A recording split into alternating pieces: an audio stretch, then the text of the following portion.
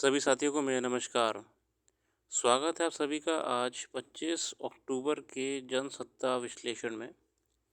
आइए शुरू करते हैं आज का विश्लेषण और जानते हैं क्या रही खबरें आज के अखबार में। प्रथम पृष्ठ में प्रधानमंत्री नरेंद्र मोदी जी को लेके खबर है और कुछ पॉलिटिकल न्यूज़ है जिस पे हम नहीं जाएंगे। मुख्य न्यायाधीश आपके सीजेआई भारत के प्रधान न्यायाधीश ने कार्यक्रम में कहा, आवाज़ उठाने के लिए भी अदालतों में आते हैं लोग। प्रधान न्यायाधीश डी.वाई. चंद्रचूड़ ने कहा कि अदालतें नागरिक समाज और सामाजिक परिवर्तन के लिए केंद्र बिंदु बन गई हैं, इसलिए लोग केवल नतीजों के लिए अदालतों का रुख नहीं करते। साफ तौर पर कहें तो संवैधानिक परिवर्तन की प्रक्रिया में आवाज़ उठाने के लिए भी लोग अदालतों का दरवाज़ा खटखटाते हैं। ये बेसिकली इनडायरेक्टली यही कहना चाह रहे थे हमारे प्रधान न्यायाधीश कि सिर्फ संसद ही लोकतंत्र में वो जगह नहीं होती है जहाँ पे जनता की आवाज़ उठाई जाती है। जुडिशरी भी वो काम करती है। ठीक है, ये जो स्टेटमेंट है ये एक तरीके से ये यही इंडिकेट कर रहा है कि जहाँ लेजिस्लेचर से भी अगर समाज हार जाता है या लेजिस्लेचर से भी उम्मीद नहीं करता है विधायिका से, तो वो आपके न्यायपालिका की ओर चला जाता है। चाहे वो समलैंगिक विवाह के मुद्दे हों या हम देखें आपके विभिन्न सामाजिक आवश्यकताओं के मुद्दे, उन सब में सुप्रीम कोर्ट की तरफ ही जनता गई है। समलैंगिक विवाह की अनुमति के लिए नई विधियां व्यवस्था बनाना संसद का अधिकार क्षेत्र है। इसके लिए विशेष विवाह अधिनियम के प्रावधानों को रद्द करना बीमारी से भी बदतर नुस्खा प्रदान करना जैसा होगा। प्रधान न्यायाधीश ने कहा, मेरा मानना है कि न्यायाधीशों की बड़ी अहम भूमिका होती है। भले ही हम निर्वाचित नहीं होते हैं, हम हर 5 साल में लोगों के पास वोट मांगने नहीं जाते हैं, लेकिन इसका कारण है मेरा मानना है कि इस अर्थ में न्यायपालिका हमारे समाज के विकास में प्रभाव को स्थिर करने वाली है, जबकि इस दौर में जिसमें ये प्रौद्योगिकी के साथ बहुत चीज़ें बदल रहे हैं। अच्छी बात कही है हमारे मुख्य प्रधान न्यायाधीश जी द्वारा। आर्टिकल्स में आते हैं सीधे। चीन का चेहरा, ये कुछ खास नहीं था आर्टिकल, आप इसे छोड़ दीजिएगा। बस इसमें जानते कि भारत को अंतर्राष्ट्रीय सीमा में चीन की घुसपैठ का खतरा हमेशा बना रहता है। हम ये भी जानते हैं कि चीन की विस्तारवादी नीति जो है उसके अंतर्गत वो भारत के कई हिस्सों पर अपनी नज़र लगाया हुआ है। हम ये भी जानते हैं कि चीन व्यापारिक, राजनयिक हर संभव प्रयास करता है किसी भी तरीके से भारत को नीचे गिराने के लिए या कमज़ोर करने के लिए, मगर हम झुकने वाले नहीं हैं। एक रिपोर्ट के अनुमान के मुताबिक 2030 तक चीन के पास 1000 से ज़्यादा परमाणु हथियार हो जाएंगे। पेंटागन की जो रिपोर्ट अभी हाल ही में आई थी, मिलिट्री एंड सिक्योरिटी डेवलपमेंट, तो उसमें बहुत सी बातें लिखी गई हैं। चलिए, दिल्ली की हवा, हम जानते हैं कि इस समय दिल्ली में पॉल्यूशन बहुत पर्टिकुलेट मैटर जो होता है पीएम, पॉल्यूशन बढ़ रहा है। पीएम के विभिन्न प्रकार के पार्टिकल्स जो है सेहत के लिए हानिकारक होते हैं। इस समय हम जानते हैं कि graded response action plan GRAP को लागू करा गया है। GRAP क्या होता है? इसके अंतर्गत दिल्ली NCR रीजन में अलग अलग पॉल्यूशन लेवल्स के हिसाब से निर्णय लिए जाएंगे, जैसे इंडस्ट्रीज़ को कुछ दिनों के लिए बंद कर देना, कमर्शियल व्हीकल्स को शहर के अंदर बंद कर देना एंट्री। ये डिसीजन कैसे लिए जाते हैं? एक पूरा प्लान तैयार करा गया है। अगर एयर क्वालिटी लेवल मान लीजिए 1 पाया गया तो इंडस्ट्रीज चलती रहेंगी, उनका समय अवधि कम कर देंगे। कमर्शियल गाड़ियों की एंट्री हम एक लिमिट तय कर देंगे, उससे ज़्यादा नहीं जाएंगी। अगर मान लीजिए कि 2 पाया गया, मतलब देखिए मैं विभिन्न लेवल्स के बारे में बताने का प्रयास कर रहा हूँ, इसमें बहुत सारी लेवल्स का जिक्र करा गया है। जब मान लीजिए कि बिल्कुल 5 या 4 की कैटेगरी में आ गई एयर क्वालिटी, मतलब कि बहुत ही बदतर क्वालिटी आ गई, तो उसमें क्या निर्णय लिया जाएगा कि कमर्शियल व्हीकल्स को बिल्कुल बंद कर देंगे, इंडस्ट्रीज़ को कुछ समय के लिए बंद करने का ऑर्डर दिया जाएगा, साथ ही साथ स्कूल्स को क्लोज़ कर दिया जाएगा ताकि अननेसेसरी बच्चे उसे प्रभावित ना हो। और हॉस्पिटल्स वगैरह में भी ये प्रावधान करे जाएंगे कि जो भी आपके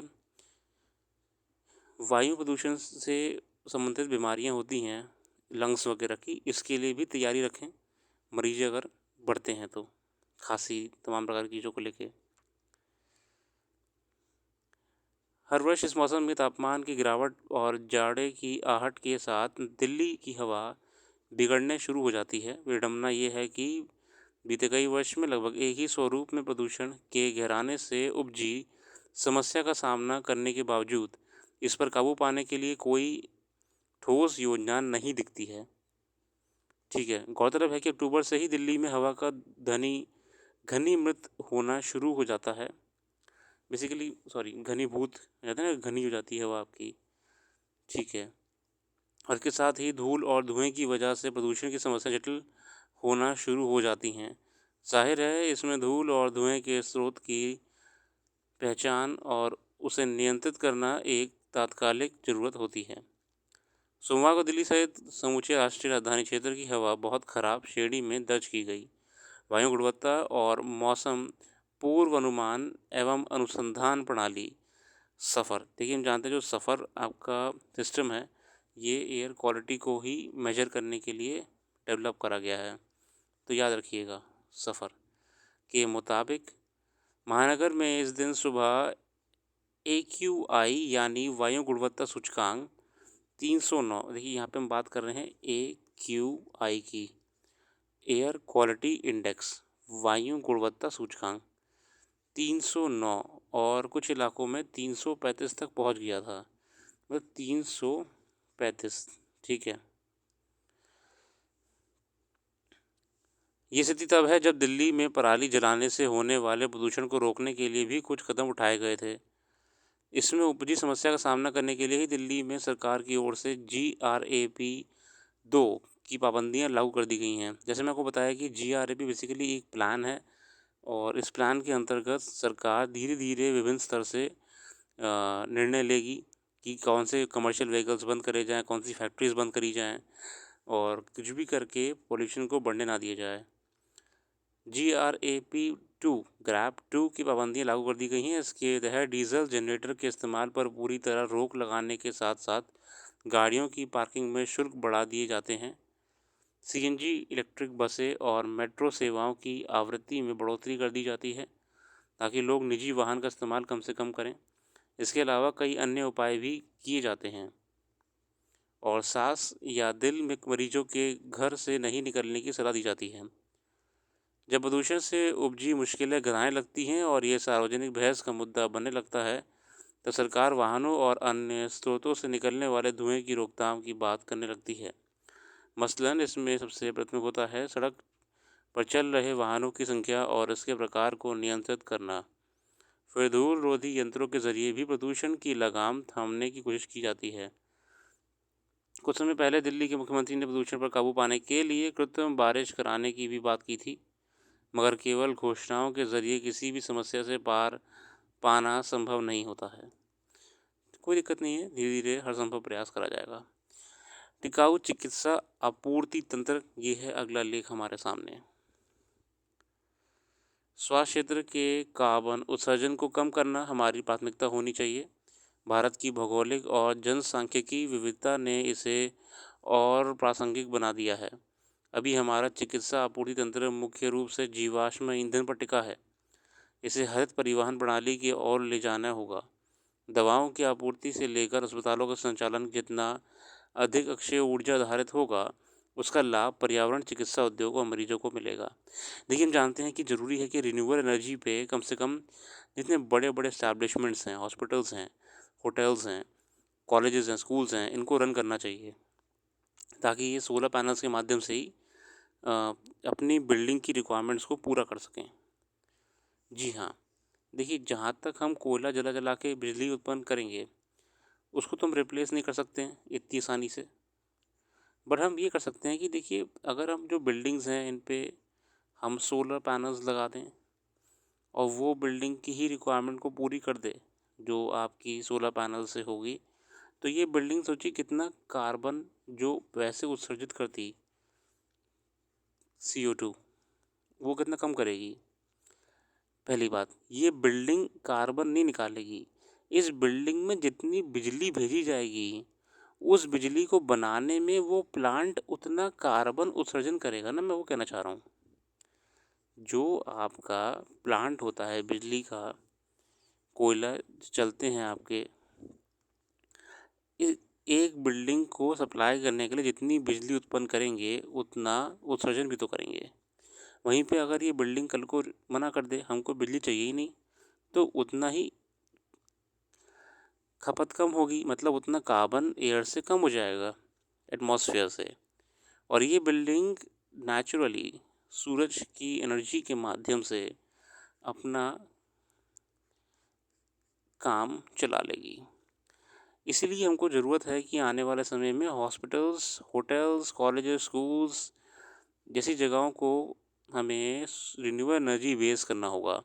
और साथ ही साथ हो पाए तो हमें मकानों को भी टोटली डिपेंडेंट नहीं करना है पावर स्टेशंस पे।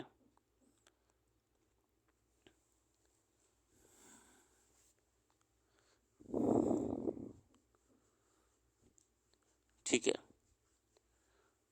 जीवन शैली के साथ वस्तुओं और सेवाओं के उत्पादन, वितरण और खपत को पर्यावरण अनुकूल बनाया जा रहा है। कोरोना महामारी ने जहां हमें स्वास्थ्य के प्रति संवेदनशील बनाया, वहीं दुनिया भर की सरकारें स्वास्थ्य अवसंरचना को समावेशी बनाने में जुटी हैं। टीके और दवाओं की उपलब्धता न सिर्फ जान माल की हानि कम करती है, बल्कि इसके वितरण का तरीका पर्यावरण पर असर डालता है। विश्व स्वास्थ्य संगठन से लेकर IPCC की रिपोर्टें आगाह कर चुकी हैं कि धरती के तापमान में 1.5% की बढ़त कई तरह की त्रासदी लेकर आएगी। इनमें धरती पर संक्रामक बीमारियों का खतरा बढ़ता है, सबसे चिंताजनक है। देखिए, हम जानते हैं कि आने वाले समय में चीज़ें खराब हो सकती हैं। ऑब्जर्वर रिसर्च फाउंडेशन की एक रिपोर्ट के अनुसार देश में दवा उद्योग 7वां सबसे बड़ा कार्बन उत्सर्जक है। देखिए, ORF जो है आपकी, ऑब्जर्वर रिसर्च फाउंडेशन, इसके अनुसार जो आपका फार्मा सेक्टर है, जो आपका फार्मा सेक्टर है, ये इस समय देश में 7वां सबसे बड़ा कार्बन एमिटर है। कार्बन एमिशन में टॉप नंबर पे 7 पे आता है। वार्षिक कार्बन उत्सर्जन से स्वास्थ्य क्षेत्र को 5.2% की हिस्सेदारी है, और ग्लोबली मतलब ईयरली 5% कम से कम ये आपका एमिट करता है। ऐसे में सामान्य और आपातकालीन दोनों स्थितियों में आवश्यक दवाएं, टीके, PPE किट और शल्य उपकरणों की आपूर्ति को अबाध बनाना होगा। चिकित्सा आपूर्ति तंत्र जितना टिकाऊ होगा, कार्बन उत्सर्जन उतना ही कम होगा। भारत में टीके का समावेशन दर 89% है। हेपेटाइटिस बी, रेबीज, डायरिया, अन्य जैसी बीमारियों से बचाव में टीके अहम हैं। दुनिया का हर दूसरा टीका पुणे स्थित सीरम इंस्टीट्यूट ऑफ इंडिया से उत्पादित हुआ है। भारत बायोटेक इंटरनेशनल जैसी कंपनियां दुनिया भर में टीके की आपूर्ति कर रही हैं। घरेलू मांग को पूरा करने के साथ भारत विभिन्न बीमारियों से जुड़े टीकों के उत्पादन का बड़ा वैश्विक केंद्र है। भारत में एक सामान्य बच्चे को जन्म से किशोरावस्था तक दर्जन भर टीके लगाए जाते हैं। कुछ समय पहले बहुराष्ट्रीय कंपनी बी मेडिकल ने भारत में एक नवाचार पेश किया। कंपनी ने टीका भंडारण के लिए ऐसे रेफ्रिजरेटर तैयार किए हैं जो 16 पैनल से चलते हैं। इनमें बिजली कटौती के बावजूद टीके सुरक्षित रहते हैं। इससे पहाड़ी और दूरस्थ इलाकों में दवाओं और टीकों की पहुंच आसान बनती है। देखिए, हमको यही करना है। हमको रिन्यूएबल एनर्जी, हमको जो आपकी सोलर एनर्जी है और अन्य रिन्यूएबल एनर्जी के माध्यम से हमको अल्टरनेटिव सोर्स ऑफ एनर्जी बनाना होगा।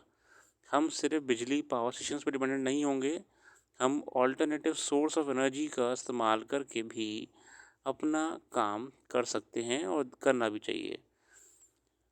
ये अगर कामयाब हो जाता है तो मेरे साथियों, हम दूर दराज के इलाकों में, खासकर पहाड़ी इलाकों में, कितने सफलता के साथ बहुत सारे काम कर सकेंगे। ठीक है। देश में दवाओं से जुड़ा उद्योग अगले 7 साल में $130 अरब का हो जाएगा। स्वास्थ्य क्षेत्र ऊर्जा की सबसे अधिक खपत वाला क्षेत्र बना रहेगा। चिकित्सा आपूर्ति श्रृंखला को अक्षय ऊर्जा आधारित बनाकर हम 2030 तक ऊर्जा खपत में गैर जीवाश्म स्रोत की हिस्सेदारी 40% करने के करीब पहुंच सकेंगे।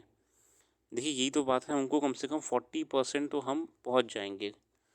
मतलब 60% हम ऊर्जा लेंगे कहाँ से? यही आपके nuclear power plants, electric power plants, coal power plants, और 40% हम लेंगे अक्षय ऊर्जा, रिन्यूएबल एनर्जी। तो 40% अगर रिन्यूएबल एनर्जी से भी कर रहे हैं तो हमने देखी ना, जो अभी 100% डिपेंडेंसी थी फॉसिल फ्यूल पे, है ना, जो जीवाश्म फॉसिल फ्यूल पे 100% डिपेंडेंसी चल रही थी, 140% पे लाके छोड़ दिया है। सिर्फ 60% हम डिपेंडेंट रहेंगे आपके नॉन रिन्यूएबल सोर्सेस पे, और इससे कार्बन एमिशन भी कम रहेगा। देश के कई हिस्सों में ड्रोन के जरिए दवाओं की आपूर्ति का सफल प्रयोग किया जा चुका है। भारत जैसे देश में जहां भौगोलिक विविधता के साथ जनसांख्यिकी वितरण में भिन्नता है, ड्रोन दवाएं, टीके, रक्त चिकित्सीय जांच के नमूने, रपट चिकित्सीय औजार और पोषक तहार की आपूर्ति में सहायक है। बहुत ही अच्छा लेख लिखा है, इसका आप एक बार अध्ययन कर लीजिएगा। हमें ज़रूरी है कि हम धीरे धीरे अक्षय ऊर्जा या रिन्यूएबल एनर्जी की तरफ केंद्रित हों।